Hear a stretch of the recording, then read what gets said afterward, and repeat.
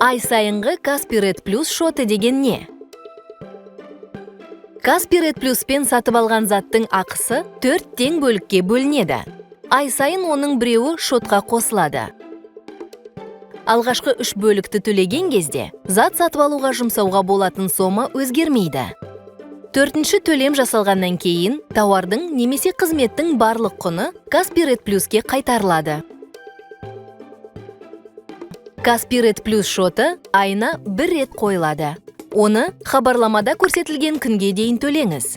Бұған дейін сіз осы айдағы шот туралы толық ақпаратпен таныса аласыз. Қанша төлеу керек?